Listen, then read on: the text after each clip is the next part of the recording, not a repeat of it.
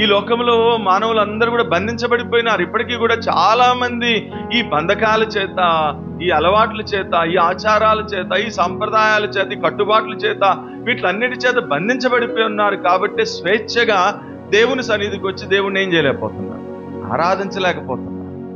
అయితే ఈ ఉదయకాల సమయంలో నేను ప్రభుని ఆరాధించడానికి కలిగిన కారణం ఏంటంటే, దేవా నీవు తండ్రి చిత్తము నెరవేర్చడానికి కొరకు మానవుడిగా భూమి మీదకి దిగివచ్చి, ఇదిగో ఇక్కడ కూర్చున్న మమ్మల్ని అందరినీ, వ్యక్తిగతంగా నన్ను, ఇక్కడ కూర్చున్న నా తోటి సహోదర సహోదరులను కూడా విమోచించడానికి కొరకే విమోచకుడైనటువంటి దేవుడిగా మానవుడిగా ఈ భూమి మీదకి దిగివచ్చి కలవరి శిలువలో నిన్ను నీవే అర్పణగా బలిగా దేవునికి అర్పించుకోవడం ద్వారా ఈ రోజు నన్ను విమోచించిన హేతువును బట్టి ఏమిచ్చి నీ రుణం తీర్చుకోగలనయ్యా అని ప్రభువుని మనం ఏం చేయాలి చెప్పండి?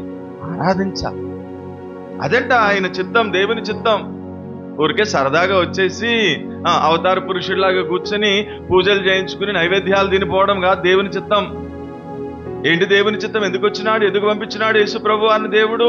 నువ్వు వాళ్ళందరి కొరకు, వాళ్ళందరినీ విమోచించడానికి కొరకే నువ్వు ఆ శిలువలో ఏమైపోవాలా? బలి అవ్వాలా. అంటే అక్కడ అన్నాడు, తను తాను ఏం చేసుకున్నాడట? మన కొరకు అప్పగించుకున్నాడు. మన పాపముల మీద ఆయన అప్పగించుకుంటూ వచ్చినాడు.